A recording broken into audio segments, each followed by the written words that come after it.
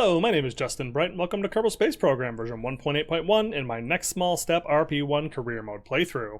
And we're back on the pad with yet another interplanetary mission on a Titan 3E that is heading out in the direction of Vesta this time. So this is going to end up being a very similar launch to the one we did before, and ignition and liftoff. There we go.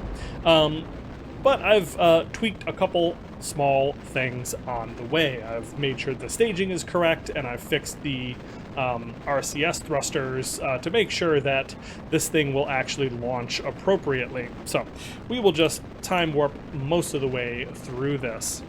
And here come we have ignition of the core stage, and the final separation of our side boosters. Fabulous, and we are on our way. The Hermes spacecraft that I have on the top of this this Titan is something that I have put together to be kind of a universal science bus for my interplanetary missions.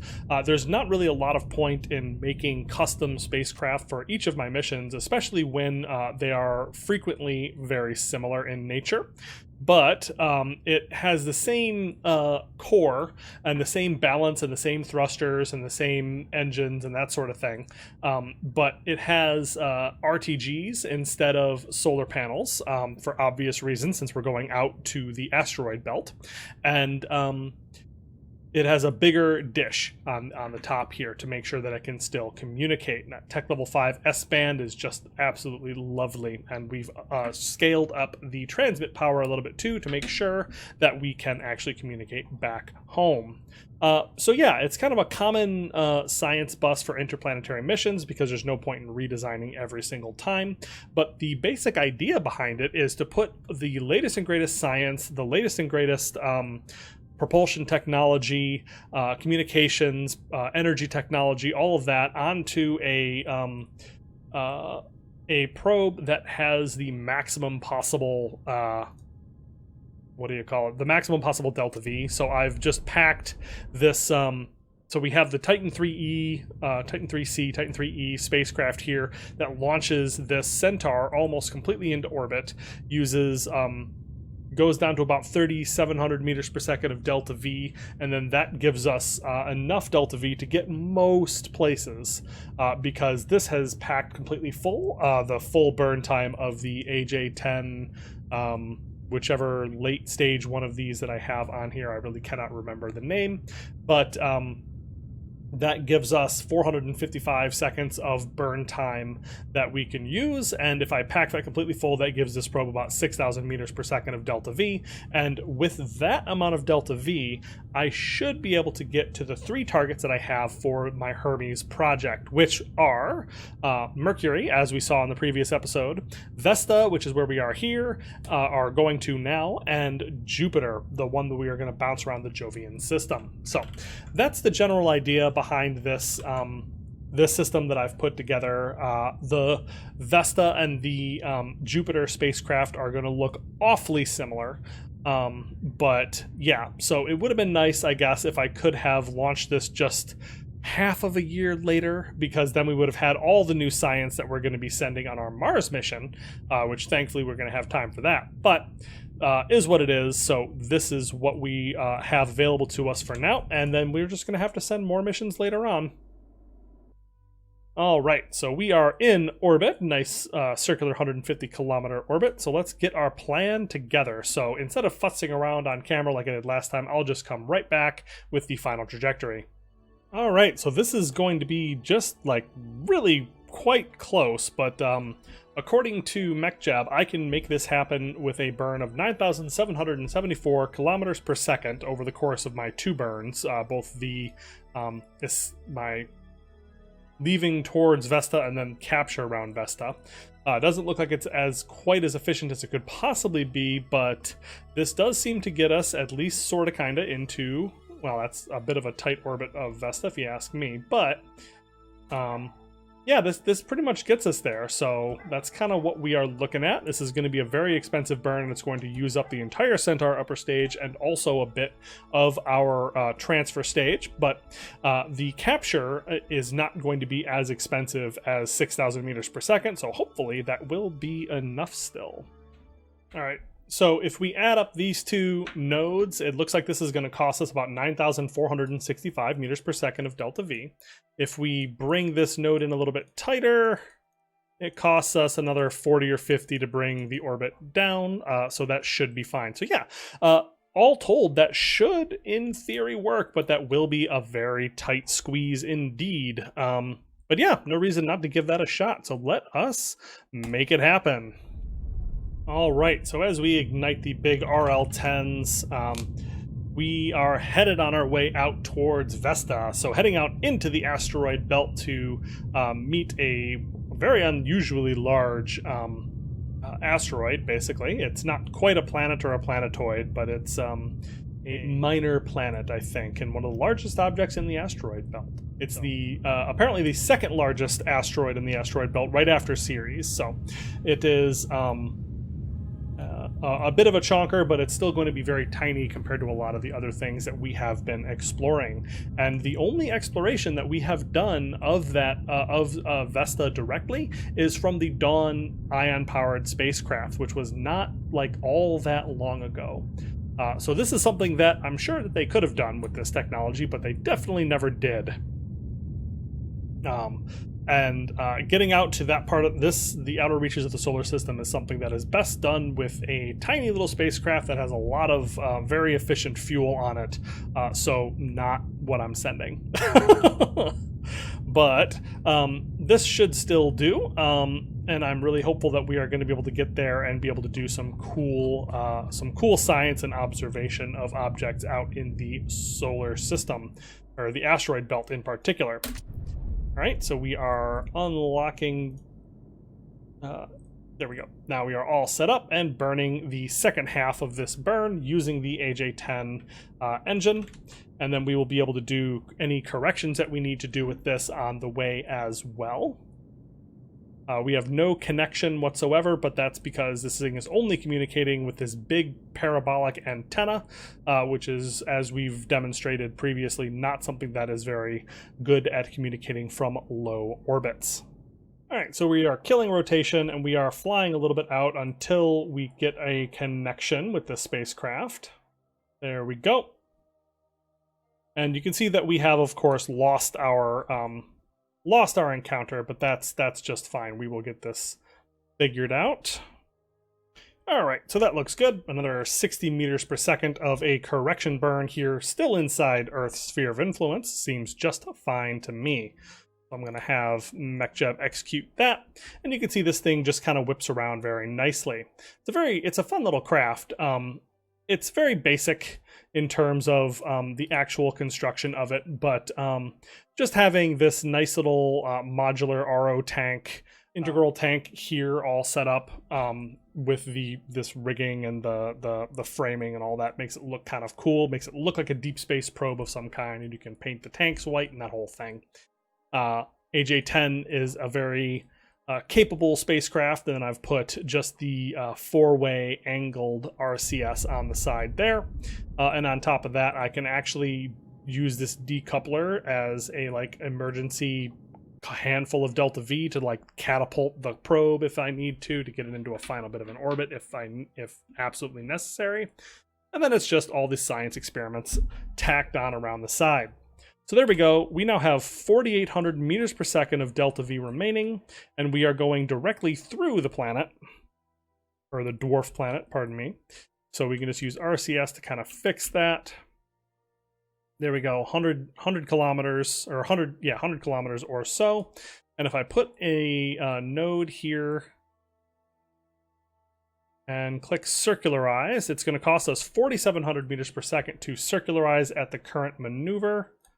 I do it at the Para-Vesta. I'm not going to look that one up. You can see that there you go. That gets us there, and that looks just fabulous. So I am very excited about that, and this looks so far like this is going to be a success. All right, so we are hurtling out of the sphere of influence of Earth at a pretty tremendous velocity for the level of orbit that we are at. And there's no propellant issues or solar panels that we need to worry about pointing in any particular direction. We are using what do you call it? We're using RTGs, so we don't have any worry about power once we have the avionics shut off. This is intended to live for quite a long time and be able to do science over that period as well. So we can just run the science experiments that we haven't run while we're in orbit of Earth. Might as well, because it's going to take us about a day to get out of the sphere of influence of Earth. And here we go. We are just crossing the threshold out into interplanetary space as we travel on our way towards the asteroid belt. And yeah, we can just run the one experiment that we still have. So now we have two things doing mass spectrometry out in orbit of the sun. So if we... Why won't you let me target Vesta? That's really weird.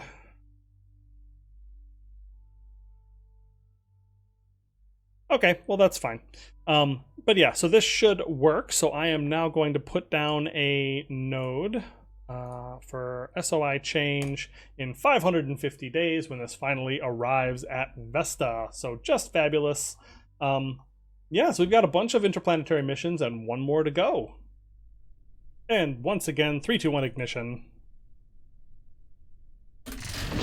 And up and away and off we go with another interplanetary launch, much in the same mold, so we are going to skip most of this so long as nothing explodes. Alright, so we are in orbit with another Hermes spacecraft, and I am just now looking at the what the situation is when I arrive in orbit around Jupiter. And this is going to be one of those things where I am once again spending way more delta V on the launch leg than I am on the arrival leg. So the actual capture is only going to take a couple hundred meters per second because of the absolute immense gravity of Jupiter. Like we could be like incredibly far out, like 18 billion meters away from Jupiter's surface on my apoapsis over Jupiter. But yeah, and if I wanted to bring that all the way down, if I wanted to bring that circular, that would be a very expensive endeavor indeed, but it's not one that we need to actually do. I don't want to circularize around Jupiter. The absolute most I want to do is bring us to around here where we can start getting flybys of the other planets. So one of the things that I'm noticing is that this circularization burn here is pretty inclined to the inclination of the different moons of Jupiter. So we're going to want to make sure that we get into a perfect inclination of the other bodies of Jupiter so that we get other flybys. Because what I would like to do with this craft is to bounce around this system and check out the different moons that are there, which I think will be just a lot of fun and something that we can kind of hopefully adjust this trajectory a little bit, or at least just like probably even just like use a node to like circularize here or something like that. Anyway, something like that. I'm not terribly stressed about it. So yeah, that is what we are going to start with, is this nice, perfect transfer out to Jupiter that is going to get us in a range that we can start doing some really cool exploration. All right, we are off and away, burning on towards Jupiter. Not for the first time. We still have a craft that is on its way out there doing its best pioneer impression, but that's still going to be 900 days before it gets there. This, I think, is gonna get there faster. Hold on, is that actually true? 900 days, so it's going to be getting there a lot faster than my original trajectory was, because it's been you know, probably a couple months or so since I launched that original Pioneer Jupiter craft, but it is going to take a couple of years for it to get out there, just because Jupiter's real far away, and this is about as fast of a transfer as you can get without doing a like incredibly reckless high-speed transfer, which I don't do because I just don't have the delta V for it. That's the kind of like fast maneuver that you'd have to do to go somewhere like Pluto. Like you can't do a just gentle little Hohmann transfer when you're going to Jupiter. That's just not a thing. Or I'm sorry, going to Pluto. It absolutely is a thing, but it's not something that you can do in a reasonable time frame. It would take years and years for it to get there. So any craft that we've sent to Pluto has gone on a faster trajectory. All right, and we are separated. And I'm remembering once again to unlock my avionics. There we go. Beautiful. And there we go. So we're going to use a lot of our delta V to get out there, but like I said, it does not take a lot of delta V to capture into the orbit of Jupiter, and I'm going to use that to my advantage to get into the system, and then once I'm in the system, then I can very carefully arrange some flybys. With my my orbit being so incredibly high over Jupiter, it should be very easy to adjust my inclination at the apoapsis of that orbit, the apogee of that orbit, and make adjustments to my inclination to make sure that I get in there and I'm able to check out the other moons. So yeah, that'll be a really fun thing, but that's kind of like a time-delayed fun. Like, with all these interplanetary missions, I'm setting myself up to have a lot of fun, like, later. Real-time months for me before this is probably actually going to happen, depending on how much fun stuff I end up doing with my Apollo program, which is awesome and excellent and getting underway. But I think the next thing after I finish this is going to be dealing with the what do you call it? Starting with my Mars exploration mission, that big assembly Voltron that I'm putting together to visit Mars, because my transfer window is in just 80 more days, and we are frantically building to try to meet that deadline. All right, so we have finished our initial transfer burn. So as normal, we are going to focus back to vessel. And now that we have connection, as we pass the orbit of our telenet relays, the geostationary communications satellite network, you can see that I am now traveling at 10 kilometers per second at this range. So I thought that Vesta spacecraft was going fast. This one is going even faster than that by a fairly significant margin, an extra kilometer or two per second of delta V. But as you can see, the spacecraft is pretty much identical in every way, because Vesta is not that much, or Jupiter is not that much further away from Earth than Vesta is. I did have to increase the transmit power on the 2-meter parabolic antenna, but the power consumption and science and propulsion is all the same. So yeah, that is the only real difference, and the reason why I'm not talking too much about that. So in 7 minutes now, I am going to focus my target and make sure that our orbit looks good, and it's fine. Like, we've nailed it. Everything looks just lovely. The only thing I might want to do is see if I can't. Oh, look at that. That's easy. I could honestly just point prograde, delete this node. And yeah, I can just do this to bring our orbit down. I don't know how low is safe around Jupiter, but that should be just fine, so that we can maximize the Oberth effect in changing any further, or making any maneuvers that will lower our apogee. So yeah, there we go. That's pretty much that. Like, honestly, I have nothing interesting or fun to say about that. There have been a lot of craft that have been out to explore Jupiter, but none of them have been orbital missions as far as I understand it. There's been a lot of things that have flown past, but nothing that I think has actually captured into the Jovian system. We do have plans for future missions of that type, like the Europa Clipper, which is going to be looking at the one of the icy moons of Jupiter to see about if there is potentially life underneath the surface of those massive ice sheets. And yeah, so there's a lot of interest in missions of this type, and some are even actually in planning and preparing to launch, like Europa Clipper, but I don't think anything has orbited Jupiter before. Anything that we've sent anyways. Like I said, a couple things have flown through because it makes a very great, like, I mean, just look at this darn thing. Did I accidentally get myself a flyby encounter of Saturn, like, without even trying? That's amazing.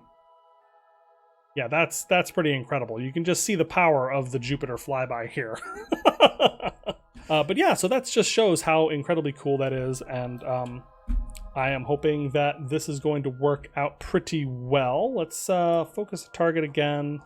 You can see we've got a nice tight orbit here, and like I said, I think what I'm going to plan to do is when we get here, I'm going to spend a couple meters per second of delta V to capture into orbit. Then we are going to go way out high, and I am then going to fix my inclination to be perfectly in line with the other bodies in this system. And then once I have that done, I am going to have just free reign of setting up exploration missions to the various bodies in this system.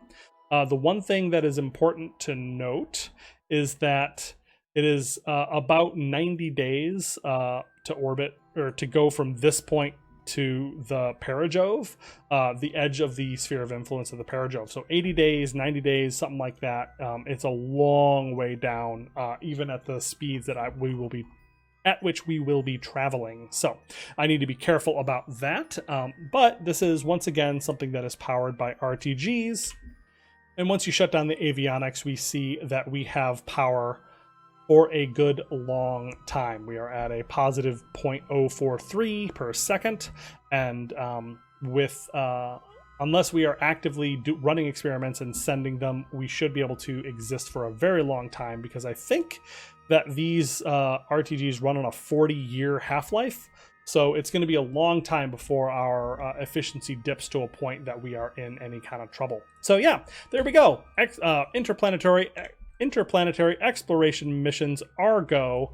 We have actually, hold on, let me flip this around real quick. All right, that's a pretty cool shot of us departing Earth, pointing the dish back home, which is how it would be to maintain in contact and all of that. So very, very cool. Interplanetary missions are heading out, but now we are going to go work on the big one, which is going to be the assembly mission towards Mars. All right, I think this is going to be enough of a whole thing that I am going to actually call it here. What we have coming up is the very cleverly named Mars Exploration System A, B, and C, which I am currently bouncing around in various orders to try to make sure that they come out in time for the transfer window in about 80 days. So I think that should work, because C is going to get finished in about 41 days, and I can get that ready to roll. But the first two that I need to get launched is A and B. So we are going to get those going, and then I will be able to... this actually needs to launch in order. So what this is A is going to be the... one of the big transfer stages, or not transfer stages, it's going to be the insertion stage that is going to get us into orbit around Mars. And it also includes the satellites. System B is going to be the descent stage, the rover and the lander. And it also has a tug that I have attached that is going to be what is going to move the rest of this around. So I'm going to launch A, then we're going to launch B, and B is going to get rendezvous and dock with A. And then I'm going to get C into orbit, and then I'm going to be able to use B once again to get that whole mess into a rendezvous with C. Hopefully that's something that won't be too complicated, but you know, rendezvous and docking of 3 different things in orbit around Earth is always going to be pretty darn complicated. But yeah, that is kind of what the plan is for my Mars exploration system, and I'm hoping to have that all done in the 80 days that we have until the Mars transfer window, and then it will be on its way, and I will see if I have wasted a ton of my time in the planning and execution of that. I am really quite hopeful that I can finish some kind of something. I think I may need to pick up another contract because I'm just out of money. So yeah, I'm just really hoping that I'm going to have the money to make it through the rollout costs and launch costs of each of these. One little bonus, actually, now that I think about it, is I can grab the Deimos and Phobos landing contracts. Boop and boop. And also a Phobos sample return mission. Yes, indeed, because I have plans, my friends. Because we have here the Martian Moonhopper 2, a advanced and reconfigured version of my original Martian Moonhopper spacecraft that we are going to send up into orbit, chasing after the this transfer window, because it's going to be a bit late. as soon as we get the deep space experiments and technology node, because it has a bunch of all the new science experiments that we could possibly use. So yeah, that is going to be what saves us and gets us a little bit more money back on the table. We're back up to 800,000 because of accepting those contracts, because I'm fairly confident we're going to be able to make that. And we're going to have to, I think, also cover the failure of the orbital flight with at least 3 crew, because that's just not going to launch in time. We have about 100 days left, and well, we have all of this building to do, and then we can start building our Apollo Psi. But that's fine. So yeah, there we go. That is what we have planned. That is what our Mars exploration is. I was not able to get this extra system put into onto the same massive transfer, but that is definitely fine. This is just the 4th stretch goal objective that I'm hoping to be able to get, even though we are going to be launching late after the transfer window. It may not work at all. I'm going to have to see what the actual build timelines look like. But yeah, I think that is going to do it for us today. If you enjoyed this episode, please let me know what you thought down in the comments below, and I will see you next time.